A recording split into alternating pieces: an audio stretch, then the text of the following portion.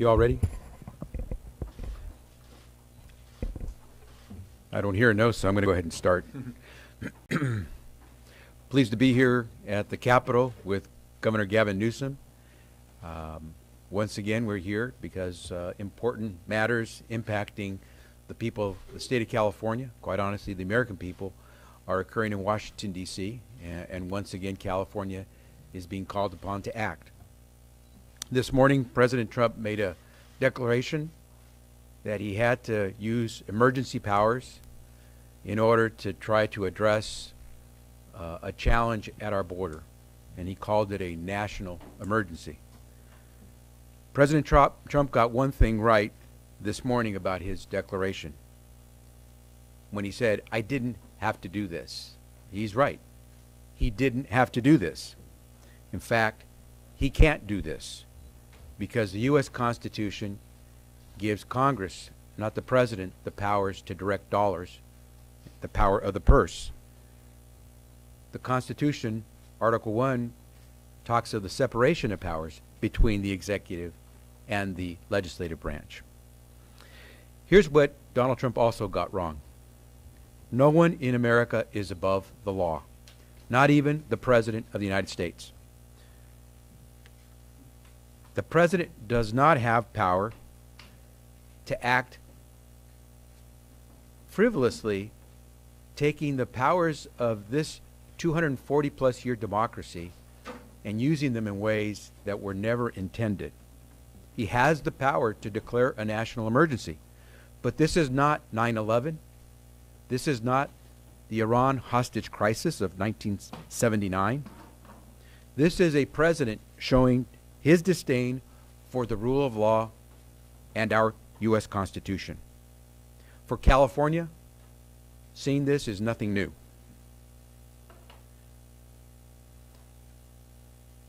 What's perhaps most ironic about this is that even the president knows that his declaration of an emergency for the nation is dubious. He himself said that this will be challenged in court. He already knows it. He himself said that he's probably going to lose in court. He already knows it. He himself said that this is going to be appealed, and he'll probably lose, and he already knows it. He himself said that he's hoping to get to the U.S. Supreme Court and then use the Supreme Court to try to win something that is nothing more than a campaign promise. He himself has said that he's going to try to use our United States Supreme Court, one of the most cherished institutions of this democracy, to fulfill a political promise. I believe President Trump is telegraphing that he knows that this declaration of national emergency is not a true national emergency, that he knows he will lose in court, and that he is hoping to use the U.S. Supreme Court as a tool in his game to fulfill a campaign promise. The consequences of that are harm to Californians, harm to all Americans, harm to our institutions working here in California to interdict drugs, harm to our men and women in uniform here in California and beyond, who will lose out on resources that are there for them and their families at our installations militarily throughout this country, and harm to the nation's rule of law and our U.S. Constitution. That's why today Governor Gavin Newsom and I are here, and we will be joined by several sister states to say to our people throughout this country that we will stand up for your rights. We will stand up for your rights as taxpayers, as men and women in uniform, and we will stand up for the rule of law, for the Constitution, and we will stand up for the institutions of this democracy, which have for more than 240 years worked the right way. President Trump got it right when he said he didn't have to do this. Mr. President, you shouldn't do this. Let me now yield to the Governor of the State of California, Gavin Newsom. Thank you. And, I'm pleased by the comments of the Attorney General, and I'm grateful for his leadership and I'm certainly very supportive of our efforts to sue the administration and to see the president in court. Fortunately, Donald Trump is not the last word. The courts will be the last word. I was yesterday up in Butte County, Paradise. I was there with a lot of children that were displaced, not only from their homes, but their schools, their families literally torn asunder. Members of the family that are in different schools in different cities, some that are not even going to school, getting educated, still waiting for FEMA support, still waiting for disaster recovery money into their community. It's interesting that we are standing here today talking about an emergency when $12 billion was appropriated by the House of Representatives, and the Senate and the President are not moving that money to not only California for disaster relief, for real emergency, but nor are they allowing those dollars to go forward in Georgia and Texas and elsewhere. I just find that ironic and interesting. You have a real disaster that needs to be cleaned up, $12 billion sitting there, not even utterance, not even a reference in today's press conference of a real pressing need and a real human crisis that's manifesting in real time. And that's not an abstract thing. As I said, I witnessed it firsthand, not just the heroism of the first responders suppressing those fires, but in the aftermath, the struggle that persists in places like Butte County. What is remarkable about this is we also stood here a week ago and recognized that there was legitimacy to the concerns about drugs flowing through the border. We talked about the cartel activity a week ago that persists and is becoming more and more acute in parts of California. We talked about our desire to work with the President of the United States on drug interdiction, to partner with him to address the legitimate concerns around our ports of entry as it relates to fentanyl and methamphetamine and marijuana that's crossing the border, cocaine, et cetera.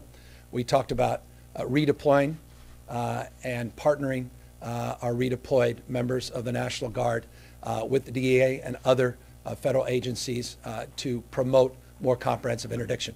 That is exactly the work that now is at risk because of this declaration of emergency. That irony is not lost or should not be lost on any Californian. No other state is going to be more impacted by this declaration of emergency than the state of California. And the irony of this is the actual work that was effective, the actual work that is responsible and responsive to the real and legitimate concerns around fentanyl and methamphetamine, heroin, and cocaine that is being done within the state of California is now being put at risk for a vanity project, for a monument to stupidity, a wall that will do nothing to impact drugs coming over our border. Ask any expert. Don't ask politicians. Certainly don't ask the President of the United States. Ask any expert how these drugs are getting across the border. If you think it's an image of an individual with 400 pounds of cocaine in their backpack, then you're delusional. The drugs are coming through the ports of entry through traditional means, vehicles, tractor trailers, coming over through drones, airplanes, coming all up and down the coast of California in boats. And the interdiction policies that we are engaged in, that we want to enhance in California, now are being put at risk because of this political crisis that is being manufactured to get the president out of the rut he clearly is in. Nancy Pelosi has run circles around the President of the United States, not once, now twice. He's been embarrassed, and his base needs to be fed. And as a consequence of that, he's impacting the lives of millions and millions of Californians and millions of Americans that demand and deserve better. The legitimate crisis with drugs in this nation can be addressed appropriately and thoughtfully. And we want to work collaboratively, and we want to work in the spirit of partnership. I don't want to be a sparring partner with President Trump. We want to be a working partner. But he makes it almost impossible when he plays these games and manufactures a crisis and creates the conditions where we have no other choice than to sue the administration, join other states, join our partners in the federal government to do the same, to go through the theater of, well, as I said a few weeks ago, the absurd, and to sort of create a sideshow to the real work that should be done in cooperation. if only we had a president that wanted to do the right thing. And so I just want to compliment our Attorney General for his ongoing vigilance, standing up on behalf of the people of the state of California. And I want to encourage other states, particularly those border state governors, to do the same. And as we said in our release, Donald Trump, we'll see you in court. Just to be clear, the state of California is filing a lawsuit.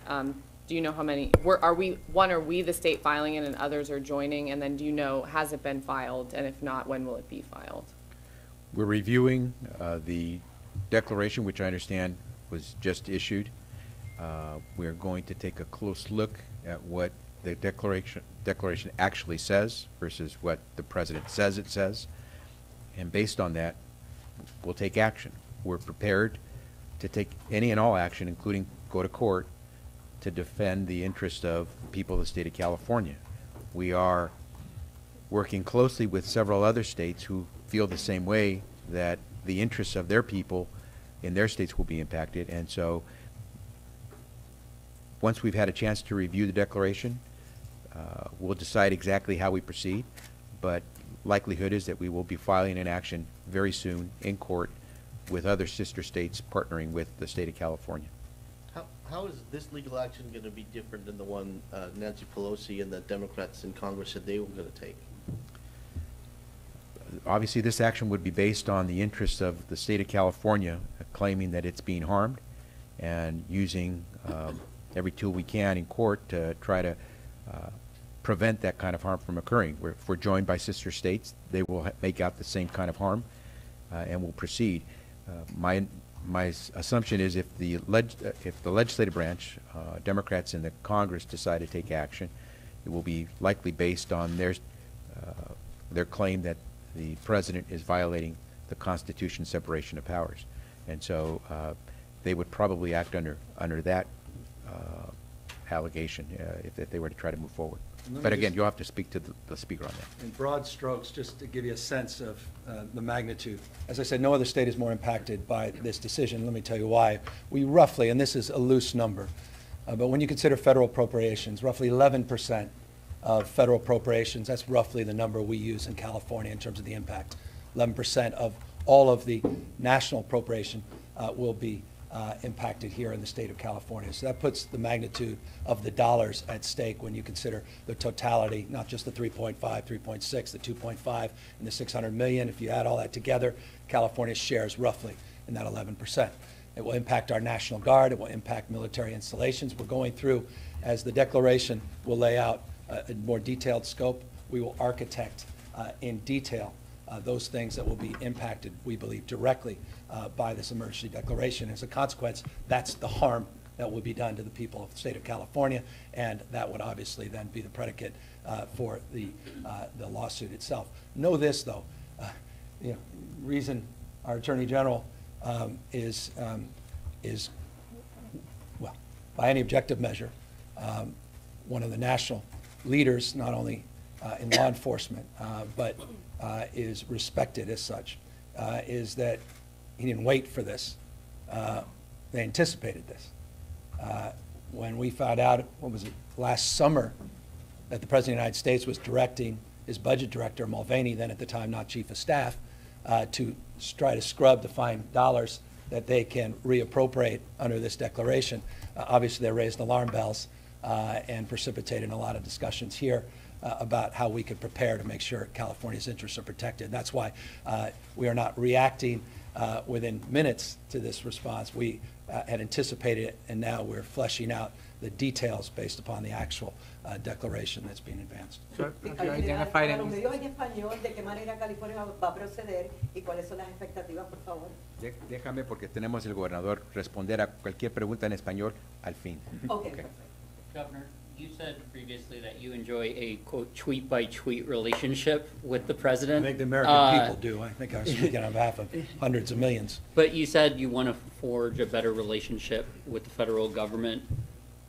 What's the pathway to doing that from California's end? Well, we said it yesterday. I was up there with first responders. I was there with Republican leaders in the Assembly and Senate and local leaders in Butte County, making the point that there's certain areas that have to be apolitical, that we have to rise above politics, and that is the area particularly of disasters, emergency preparedness, of taking care of the needs of American people, regardless of where they reside in Butte County, regardless of where they reside in the state of California.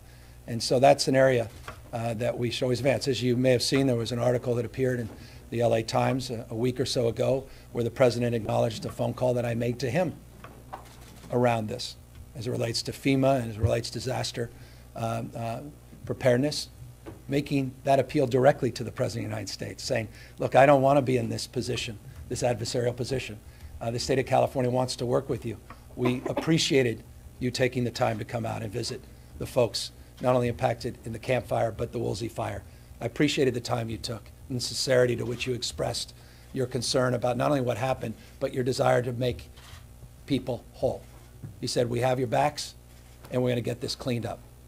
His words, we are going to get this cleaned up. I was standing quite literally, not figuratively, yesterday at the site of where he said that in Paradise.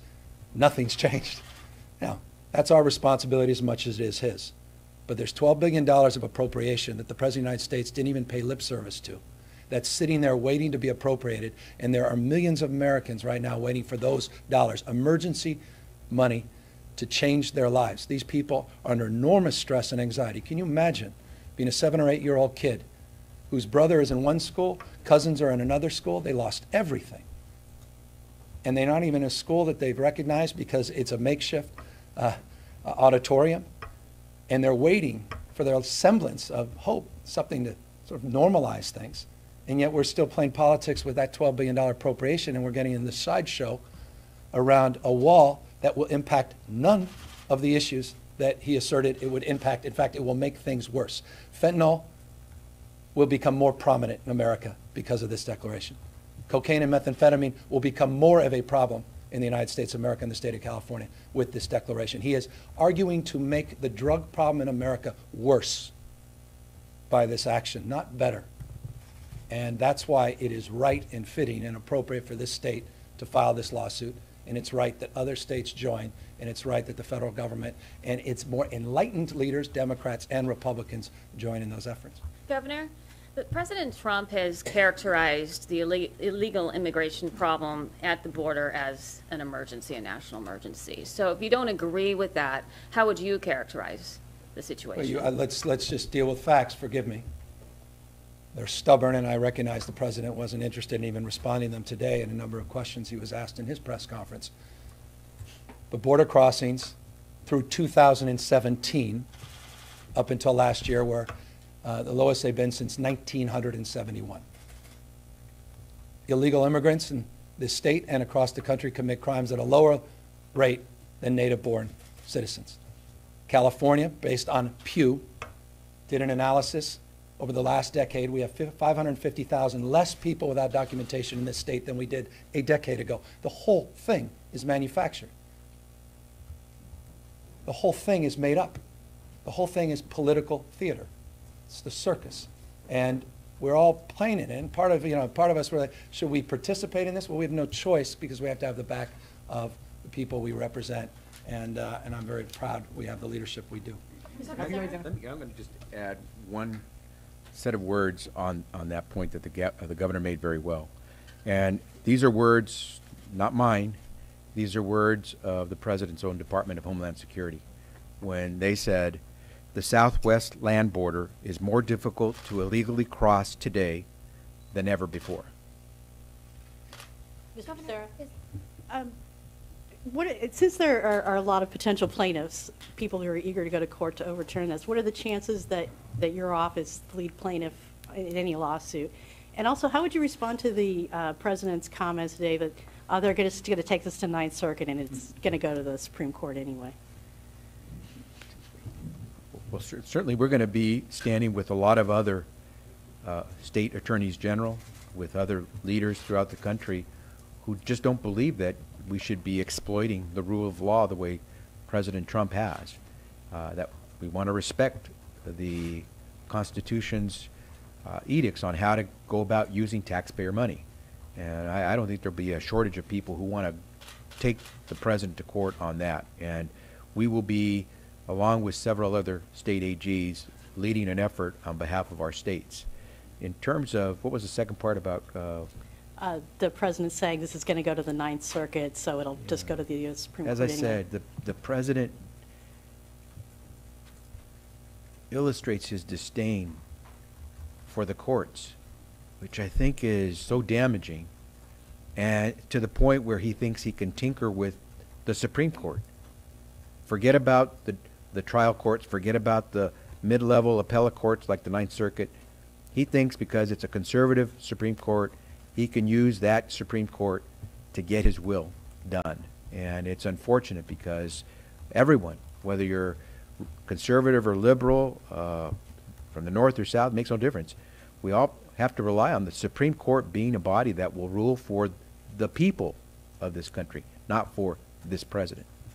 Governor, is this emergency declaration going to impact funds for cleaning up Paradise, or is that a separate? That's a separate issue. Okay. But to me, it's not, because it goes deep into the zeitgeist of this moment. There is an emergency. It's real. And I experienced that in a very emotional and very direct way yesterday, meeting with those victims that are still waiting for support, still waiting for relief. And that relief has not been forthcoming. There's a $12 billion appropriation the House of Representatives overwhelmingly passed that the Senate and the President of the United States have held up, and they didn't even acknowledge that today. And there are millions of Americans waiting for that emergency relief. That is a real crisis, not a manufactured crisis. And that is something that the President himself needs to square. Have you identified any specific funding that the state is set to lose? Yeah, under we're this analyzing all of that, and the Attorney General and I were talking as we walked in. The declaration, quite literally, was just submitted, so it's being reviewed. So we'll be able to answer that in more detail and nuance in the next few hours. We are assessing all of our partnerships with the DOJ, all our drug interdiction efforts, not only the border, but substantively the work we've been doing in inland parts of the state, which will be, we believe, impacted by this. We're looking at the military installations in the state of California. Again, no other state will be more harmed than the state of California because of the magnitude of the money. We're also looking at potentially the impact of our National Guard deployment, including that deployment that I announced, the redeployment, just a week ago, to acknowledge legitimate concerns around ports of entry and the issue of drugs, and trying to help aid the administration in those legitimate efforts, of which this emergency declaration will set us back, not allow us to move forward. But these are, I'm sorry, these are federal, cooperative Correct. operations with the DOJ, or are All of they the above. federal agents in You got it. California? So doing- local law enforcement, state law enforcement, existing task forces, all of those potentially at risk of losing money, or more importantly, momentum. I know the president tries to downplay that this is somehow sequential. It substantively impacts our planning. These takes years and years to build these operations. The planning now is disrupted by definition. This has put a chill in law enforcement. The irony of that's not lost on me either. As the president tries to appeal his fealty towards law enforcement, yeah, he's just taken the rug out from local law enforcement and hurt them for a vanity project on the border. By declaring an emergency, though, does the president have any, does he gain any power over, like, the National Guard, like where they're deployed? Not or anything like directly, that? but he potentially impacts the funding for those deployments. But he has not co-opted our rights and authority of the National Guard, but he does indirectly impact those operations. As you know from the announcement last week, it was our intention to work with the administration to seek funding to redeploy a percentage of the National Guard that are currently on the border. Of those 360, we wanted to pull over 100 to focus on drug interdiction and the cartel activity in Northern California. We met with someone the other day that talked about almost the terrorist type of activity that's going on currently with the cartels in the Emerald Triangle, where they're literally threatening locals that they will kill their families unless they look out for local law enforcement and tip them off around illegal cannabis grows. It's not only an environmental hazard, but literally people's lives are at risk. Those kinds of operations to address those legitimate concerns today are at risk because of the president's pronouncement. So just to be clear, I know you're still figuring out exactly what the lawsuit might look like, but you've argued that, you know, the president is overstepping his bounds in declaring this, and also that he's going to be misappropriating money. Do you expect the lawsuit will focus on one of those things, both of those things, and how soon do you think we might be ready to file? We'll be ready soon. We just have to read the declaration. We have to find out how far it goes in trying to usurp powers that only can be done through a legitimate declaration of a national emergency. But we will use every argument that's put before us through this frivolous declaration to ensure that we protect not just the people, but the laws, the people of the state and the country, but the laws of this country as well. You know, the president's overreach has been extensive on any number of occasions, and we've shot them down in court on any number of occasions because they have gone beyond what the law permits the executive to do. This is another example of how the president is exploiting a serious law, which has been used in the past, as I mentioned, 9/11, Iran hostage crisis. There are other examples, but serious examples of where it's important for the president to be able to move in ways that might not be possible without the declaration. As the president said himself, he didn't have to do this. There's no emergency here for the nation. He's just using this as his cover to try to move this further. And at the end, he also made it very clear. He's depending on what he hopes is a conservative Supreme Court that will back his political play to be able to do this. But I think his advisors, I think Republicans in Congress have said to him, this is treacherous territory you're now taking us on. And I hope that smarter heads prevail in Congress bipartisanly so that we stop the president from undermining more than 240 years of a democracy that most around the world try to emulate. As just a point of context, you mentioned that there's been extensive overreach on any number of occasions. Can you give people some context as to how many pending lawsuits California has and what have been the major victories and losses in the courtroom so far? Well, take for example, today the Supreme Court agreed to take on a case on the U.S. Census.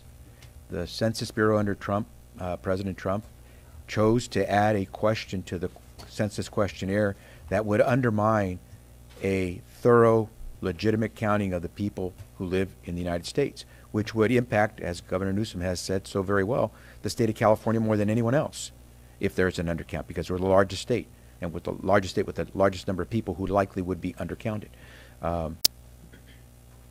There was a ruling by the courts that the Trump administration overreached and violated the law.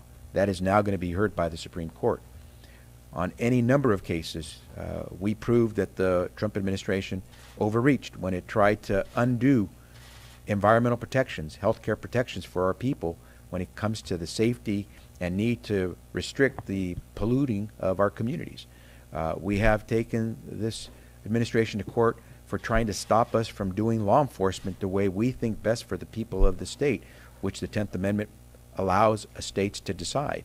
And we have beaten the administration in its overreach in trying to restrict how our local law enforcement authorities conduct public safety. I could go on and on. This will be the 46th lawsuit, but most of them have to do with Trump administration overreach, and in most cases, we have proven to be correct. And how would you characterize the success rate? If I were a baseball player, our batting average would be phenomenal. You know, be out of this world. Hall of Fame. Yeah, I'd be a free agent making some good money. Mr. Attorney General, on the issue of police records, which has become a big issue for you this week. Now, let me answer the question on police records. Before we go there, if we're going to go off the subject, let me just in Spanish say a couple of words on this, and then we'll get to the police records. Hoy lo que estamos anunciando el gobernador Gavin Newsom y yo es que después de escuchar las palabras del presidente Donald Trump de que hay una emergencia nacional en la frontera, estamos aquí para declarar en contra de la declaración del presidente Trump, que eso es falso, y no solo es falso, es inmoral y es ilegal. Y estamos listos de defender los intereses del pueblo de California, de los que pagan los impuestos en California y de los que viven aquí y pagan impuestos en toda la nación, de proteger esos intereses y los derechos que tenemos, de estar asegurados que el dinero que mandamos a Washington, D.C. se va a usar por lo que el Congreso ha dicho que se puede usar, no por lo que un presidente, violando la Constitución, quiere usarlo para hacer. Esto de construir un muro en la frontera no tiene el apoyo del Congreso, no tiene el apoyo del pueblo norteamericano y no tiene el apoyo bajo la ley. Y por eso el gobernador Gavin Newsom y yo estamos listos este día de decir que en cualquier manera necesaria estaremos opuestos a esta propuesta en las Cortes, en el pueblo y ojalá también en el Congreso vemos la oposición a esta falsa declaración de una emergencia nacional declarada hoy por el presidente de los Estados Unidos. ¿Cuáles serían las expectativas? ¿Cuán difícil consideran hacer esta batalla? Mira, hasta el presidente Trump anunció que él cree que va a perder en las Cortes en esta batalla legal, que su declaración no va a sobrevivir un reto en la Corte. Él dice que también cree que va a perder una apelación de este caso en las Cortes. Y lo que espera es utilizar la Corte Suprema, ¿no? Como corte que determina en una manera balanceada, pero que él espera determine en una manera política lo que puede suceder y lo que puede ser el presidente de los Estados Unidos. Ojalá tenemos nuestras instituciones trabajando en una manera recta para por fin poner en alto esta clase de violación de las leyes por la persona con el más poder en el mundo, el presidente de los Estados Unidos. Esa declaración de emergencia, ¿cuán grave sería para el estado de California? ¿Qué áreas se verían más afectadas? La declaración, como lo ha dicho el gobernador Newsom, afecta a California más que a cualquier otro estado y el pueblo californiano más que a cualquier otro pueblo, porque somos el pueblo más grande, somos el pueblo con más inmigrantes y somos el pueblo que más que cualquier otro brinda recursos al gobierno nacional en cuanto al asunto militar. Así que en todos sentidos California puede perder mucho si no nos ponemos frente de esta acción ilegal del presidente Trump, y por eso estamos aquí parados este día para anunciar que estamos listos de defender el pueblo californiano contra el presidente Trump otra vez. Let me go. Any other further questions on this subject? Yeah, I mean, so you're not really prepared to say anything more about what specific venue you might use for this lawsuit or the particular arguments that would come up? I know the Youngstown Supreme Court case from 1952 has been widely discussed. I mean, as I said, we're going to look over the declaration to see exactly where it tries to take this country, and then we'll go from there. But I think it's pretty clear when the president himself says that this is not a real national emergency, that he didn't have to do this. He's our best witness in why he is acting outside the bounds of the law. Thank you. Thanks, everyone. I'm sorry. Let me, I did promise I would answer. Yeah. Forgive me, Governor. I just want to, yes. Yeah, The question. so, I mean, what do you say to progressives in your own party who could see your actions this week and in refusing to release those records to, you know, you're blocking efforts by the California legislature and the previous governor to hold bad cops accountable? So I'm simply trying to abide by some rulings by the courts. I am not trying to block anything. I will do what the courts say I can legally do. And I have said that from the very beginning, that it's my job to make sure that we're abiding by the law. There is some uncertainty about what the law actually says. There are courts that are trying to give us some clarity, and once there's clarity, I'm prepared to act. But remember, when you're talking about a person's private information, to disclose it and be told by a court that that was the wrong thing to do, I can't provide that privacy thereafter. You get one chance to get it right, not two. I'd rather make sure I do this right because there are lots of people whose privacy is at stake. That's the only thing I'm saying. Once there's clarity, I'm prepared to move. The author of the bill has said unequivocally that the records do apply to the records before January 1st of this year. So why do you believe that that's not, why that issue is in question? There are courts who have said that that information, private information, should not be disclosed until there's a full hearing on the merits of the cases that are before that court. If you're asking me to fly in the face of what those courts have so far ruled, then what you're saying to me is that the Attorney General doesn't have to follow some of the rules that are now before us. I intend to try to give the people of California the best representation of what the laws say. I'm not saying that the new law 1421 does not require the disclosure of documents before January 1st, 2019. I'm saying there is uncertainty on whether it does, and we need to make sure there's clarity. My decision is not the final word on that clarity. Neither is any legislator's word. The final word comes from our courts. If I just said to you that I'm preparing to sue Donald Trump because he has overreached, it's because he's not following the rules. Please don't ask me now to do exactly what Donald Trump does and not following the rules. So of the law enforcement agencies that have released their records, are they in violation? You have to speak to them. They made a determination.